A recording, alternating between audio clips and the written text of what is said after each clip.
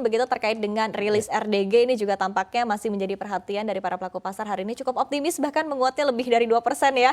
Padahal kalau kita lihat konsensusnya 50-50 dari 7 meramalkan begitu ya bahwa BI akan menaikkan suku bunga acuan 25 basis poin, 7 lainnya juga memperkirakan bahwa masih akan dipertahankan. Anda seperti apa Anda melihatnya? Pasar saat ini konsensusnya kan tadi terbelah dua.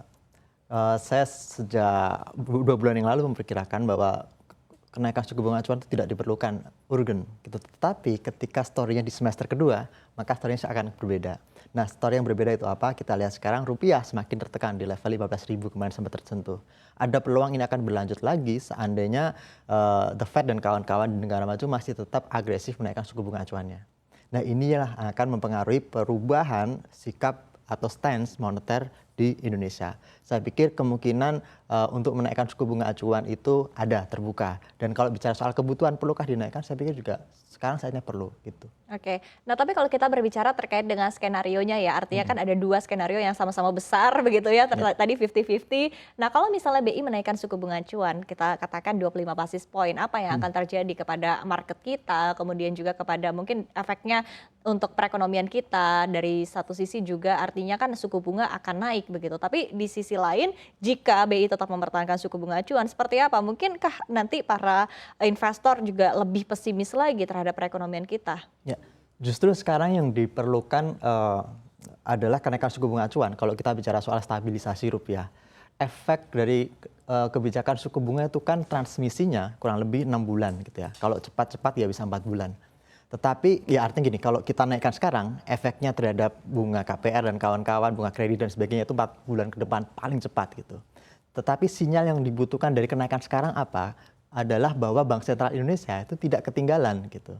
Nah sekarang kalau kita misalnya, saya investor global, saya melihat kebijakan Bank Sentral di Indonesia ini masih tenang-tenang saja, menganggap bahwa kondisinya masih baik-baik saja, tidak ada ancaman capital outflow atau tekanan disparitas kebijakan moneter antara negara maju dan negara kita, maka kemungkinan capital outflow masih akan berlanjut gitu. Ekonomi kita sebenarnya masih oke, masih kuat, tetapi secara psikologis pasar global akan melihat Indonesia kok ketinggalan moneternya, jangan-jangan pemerintah kita dan juga otoritas moneter kita ini tidak tanggap melihat perubahan kebijakan di dunia yang sekarang terjadi. Nah, itulah yang saya pikir perlu dikirimkan sinyalnya dari Bank Sentral kita ke seluruh dunia bahwa Indonesia tidak ketinggalan loh. Kita masih, kalau dulu kan Pak Ferry yang bilang Bank Indonesia itu ahead of the curve gitu ya. Nah sekarang apakah akan jadi berubah menjadi behind the curve lagi? Nah, saya pikir itu yang perlu dievaluasi oleh Bank Sentral kita gitu. Kalau bicara kebutuhan, apakah inflasi kita meningkat? Iya, tetapi apakah di level yang mengkhawatirkan sehingga perlu ada kenaikan suku bunga acuan? Enggak.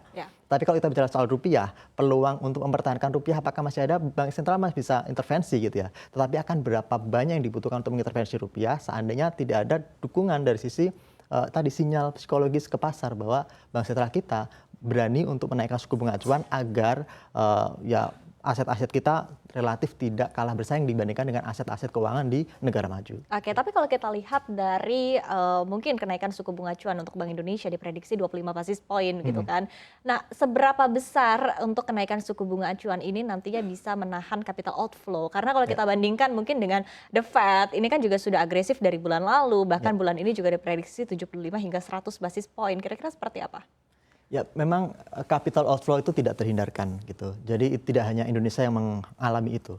Tetapi kalau pasar global mempersepsikan bahwa kebijakan moneter kita itu tertinggal, maka capital outflow bisa semakin deras gitu.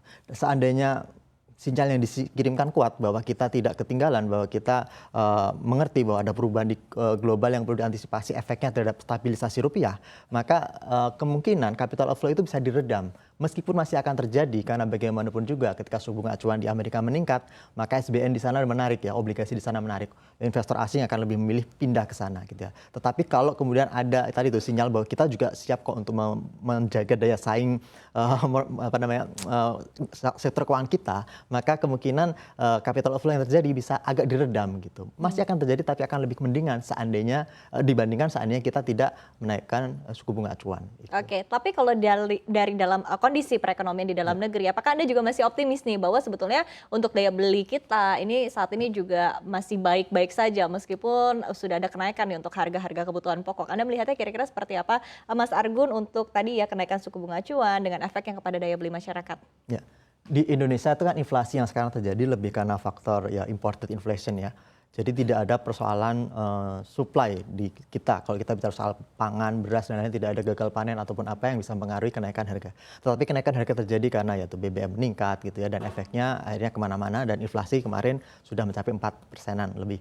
Dan itu menunjukkan bahwa ada efek global terhadap perekonomian kita. Perekonomian kita tidak kebal-kebal amat gitu.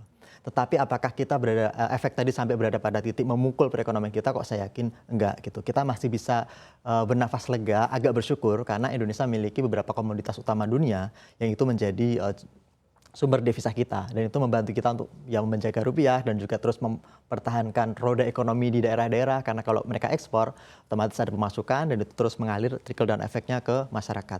Nah, itu ekonomi kita saya pikir masih terbantu oleh cycle komoditas sekarang yang sedang terjadi gitu. Tetapi ada risiko yang juga harus diantisipasi. Seandainya kemudian inflasi di Amerika Serikat itu terus berlanjut dan berakhir menjadi resesi, ya, dan itu otomatis kita juga mulai harus mengantisipasi keadaan itu. Kalau sekarang kita masih santai-santai saja, masih pro growth gitu ya, pro pertumbuhan ekonomi, sementara risiko itu sudah mengintai, sehingga seharusnya kita udah berada tahap mulai ya menaikkan suku bunga acuan dan kemudian meningkatkan prudensialitas kita di ekonomi kita. Tapi kalau kita ketinggalan ya saya pikir dampaknya akan tidak bagus dalam waktu entah 1 kuartal ke depan, kira lebih gitu.